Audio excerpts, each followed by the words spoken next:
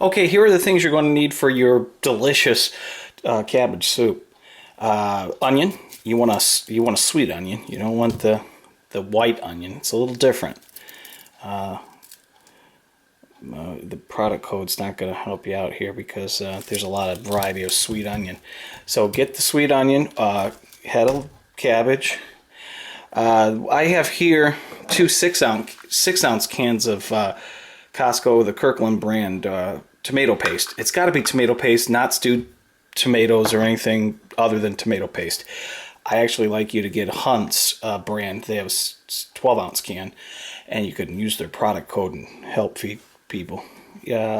I prefer cumin over curry or any other seasoning. Cumin, and not much of it either. Salt and pepper. You're going to need a lot of salt and maybe a lot of pepper too. And this is optional if you want to put in a clove of garlic, but I'm not going to use that in this recipe. And a bowl that you can put 5 bowls full of water into your 8-quart 2-gallon saucepan. Now, this frying pan is for the onion, because what I really want you to do is, get some canola oil and or cooking oil, and fry that onion in here. And you can even add salt to it too. But if you add a bunch of salt to it, because you're going to really add a bunch of salt when it comes to this, it'll be 2 tablespoons full of salt, because there's going to be a lot of water in this, and you're going to have 12 ounces of tomato paste. So let's get started. You see the ingredients here, and let's just get started. All right, let's start with the first thing that's easiest, and that's just shredding this cabbage. One of the reasons why I was apprehensive about doing this video for YouTube is I don't want anybody to get hurt, and you've got to get this out. And I want you to use a good sharp knife to do it. Don't use a paring knife. Preferably using a bigger knife than this. Although these are the sharpest knives around because they're Cutco, and they're only used when you need them for specialty cutting jobs. This is going to be very tough to cut out, but it needs to be done, and just be very careful. Yeah, I know, pianists not using chainmail when cutting items, because yeah, anybody can get hurt, so just be careful. And then cut this in half so you can have 2 working halves for your soup project. And by the way, no, I don't actually enjoy cooking, but this is one of the easy things to do, and one of the things that will last the longest in your fridge. Even though it's so good, you'll want to eat like bowls and bowls full the first night. Alright, and I'm going to get to work on that.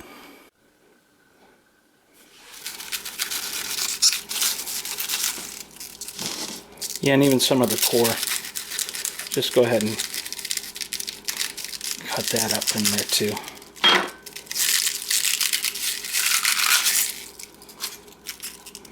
So you're going to have a big chopping block full of cabbage when it's all said and done. If you want to, you can just take this and chop it right into the pan or the pot. You do want a big 2-gallon 8-quart container for this too. You're going to take up quite a bit of room. Okay, now that you've got your cabbage in the pot, now take your tomato paste and just put it in. Don't turn on any heat yet. Don't add any liquids yet. Just put in your tomato paste. Okay, and you can just rinse off the cabbage when you're done with that, and use the same chopping board.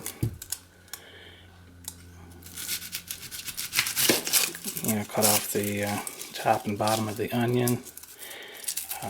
You can dump this stuff if you want. It's extra skin. It's irrelevant. This portion of it, you can keep it, but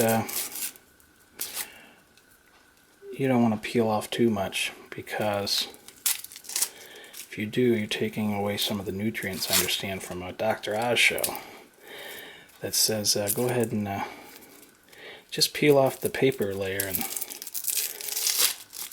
don't get too much further underneath that, because you're going to peel off nutrients. So just that, and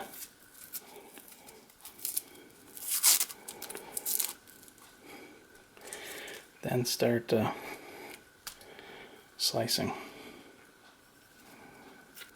carefully.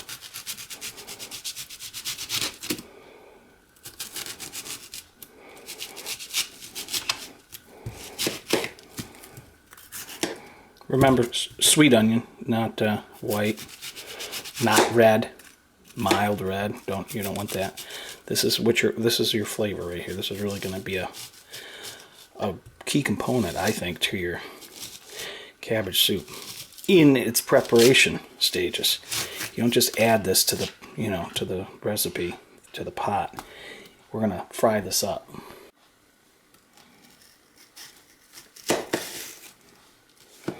It's a little awkward working with the camera in front of you, but you won't have to do that when you're working on this. Yeah, just make it so you have some rings to work with, not necessarily the big rings. So half rings, and you just take them apart. Yeah. We'll start frying now. Okay, once you've added your onions to the frying pan,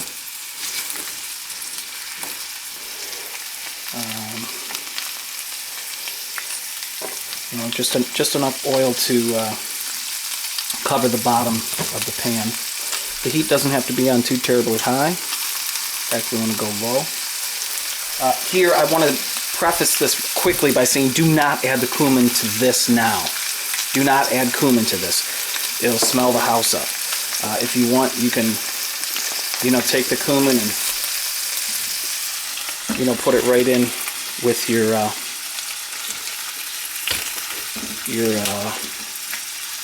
cabbage and your tomato paste. You can add quite a bit. It's really not going to hurt too much. But if you add even just a small portion, even a teaspoon or just a small amount to the frying pan, which I did initially, the first time I did this, your house is going to smell horrible for a while, and it's not going to be a benefit, because it's just not going to bode well. So anyway, here's where you can add a bunch of salt if you want. You can add a bunch of salt now. You can add all your salt now if you want to, but I'm talking about as much as 2 tablespoons of salt. Because remember, we're going to have it's going to be quite a bit of water. I'm going to say 5 bowls. We have 5 bowls full, which would amount to maybe 8 cups of water, depending on the size of the bowl.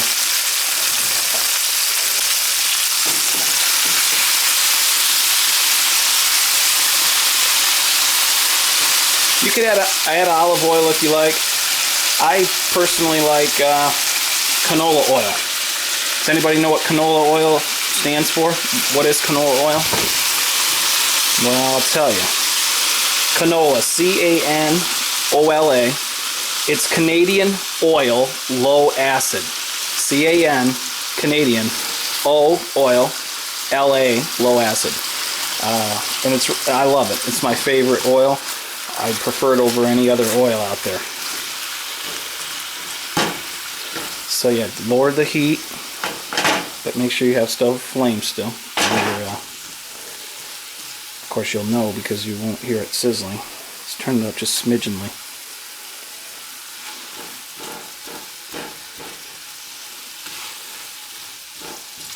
So now, dropped an onion.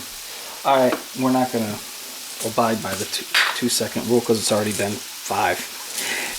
You might as well add your pepper here too. Right to the pot with the onion. I like a lot of ground pepper. I prefer peppercorn. Instead of fresh ground pepper that you can buy at the store, you might as well grind it yourself. and enjoy the full flavor of it. We're pretty much at the point of being done. Once we're finished with frying these up, I'm going to show you how golden brown they can be, and the whole purpose for why I'm frying these. It's filled with flavor. This is going to add a huge amount of flavor to your soup. Okay, now that your onions have been fried, you'll see a brown, almost looking like a burnt, but it's not really, bottom to your saucepan. You're done with the frying, and then you just simply take your fried onions and move them right into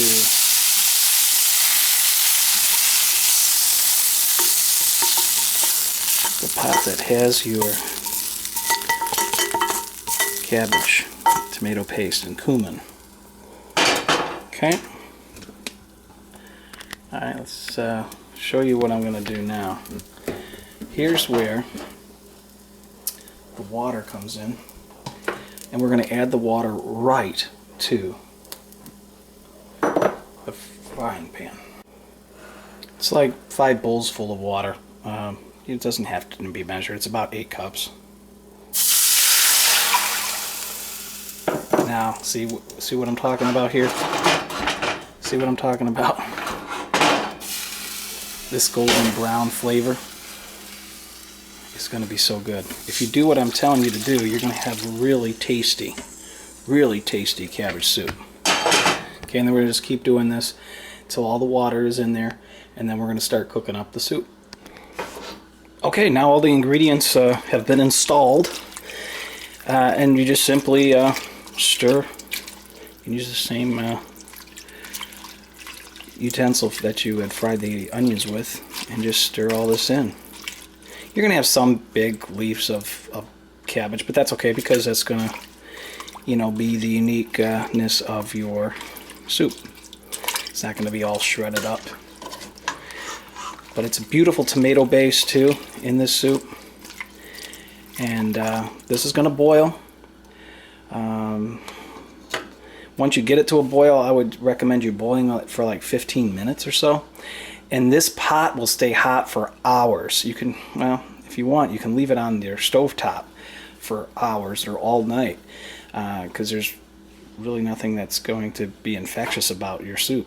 But then refrigerate it the next morning. The only point is, I want you to refrigerate it in the pot, and you're going to have your we're going to have a lid on it, and once it cools down, then refrigerate it. So let's go ahead and boil this up, and too bad there's no smell-o-vision, because smells good. But yeah, we're going to have to let this cook this, put the heat up on high, and let this boil. Now remember, add salt to taste, pepper and cumin, and add the garlic if you want. I wouldn't get crazy with the garlic though. And yeah, it's just real simple. It's easy. It's so tasty. But fry those onions. Okay, I found a lid, 8-quart saucepan lid that you can see through. Anyway, it hasn't quite come to a boil yet, but it's going to get there. And once it starts boiling, let it go for 15 minutes.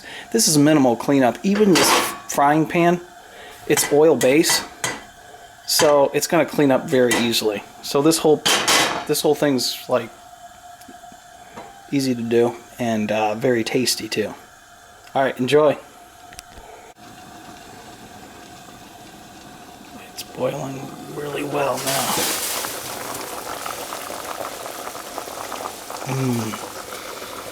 The flavor and the aroma spreads throughout the entire house.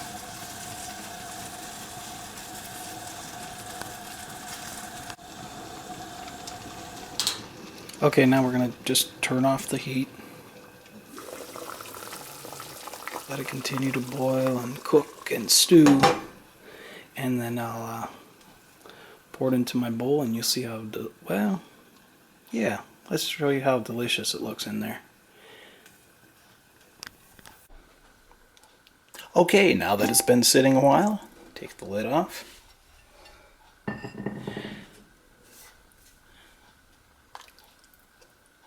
Take your ladle. You're going to want to add, well, yeah, go ahead and just dip it in. You want a lot of this base because the soup base is the best part. Well, outside of the onion and then the cabbage. Because that onion is so good in here. Anyway, it might be a little tough initially, depending on how long you've let it, sit. And after a while, though, it will be less tough. But anyway, here it is. And it's so good. Okay, enjoy.